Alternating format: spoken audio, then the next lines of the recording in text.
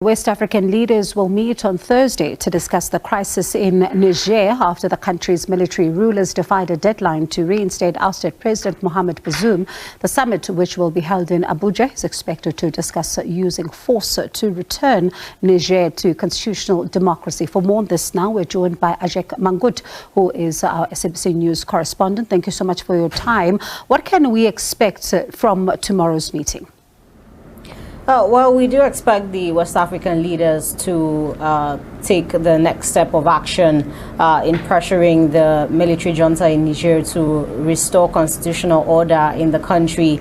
At their last meeting, they had imposed economic sanctions and given the junta 7 days to reinstate President Bazoum or face military action, but the junta has been defiant and not met this demand by ECOWAS. So we do expect them to either make an announcement that they will be going into Niger with military force, or either to impose more sanctions.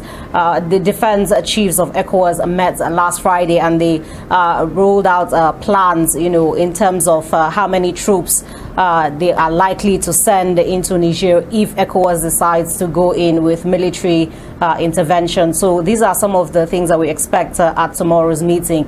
But there are calls to the ECOWAS leaders to explore more diplomatic channels in trying to resolve this crisis and to sort of push back with its threat to send troops to Niger.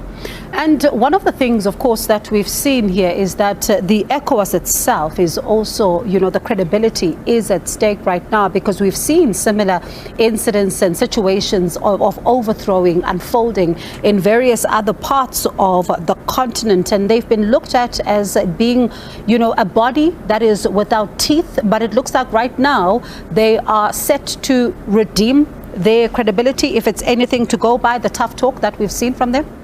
Well, ECOWAS is trying to be firm in its stance this time around to ensure that, the military takes back or restores the constitutional order in Niger, because looking at the cases of Mali and Burkina Faso, whose governments have also been toppled, ECOWAS imposed sanctions and, tried to ensure that the constitution or the democratically elected presidents of those countries were reinstated. But that has not been the case, and the military is still in charge of those countries. They are, in fact, giving support to the junta in Niger, warning ECOWAS against any military intervention, saying that if they intervene and send troops, then it will be a declaration of war in the region.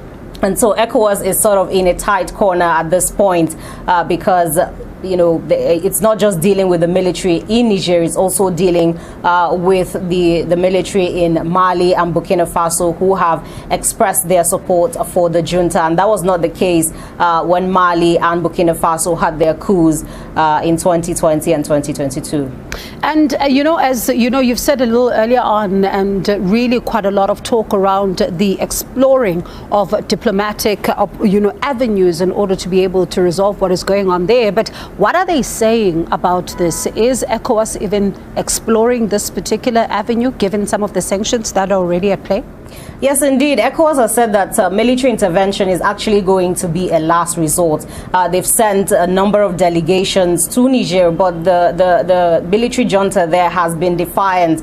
In fact, on Tuesday, it refused entry into the country to an African Union delegation and a United Nations delegation into the country. And it has said that it's going to defend Niger if necessary, if ECOWAS sends troops into Niger. But we understand that a former central bank governor and an emir, a former emir of a northern state of Kano in Nigeria, has actually gone to Niger in a personal capacity to try and open the door for negotiations with ECOWAS and Nigeria and other, Western countries who have been calling for this coup to be reversed and for, diplomatic mediation instead of using military force.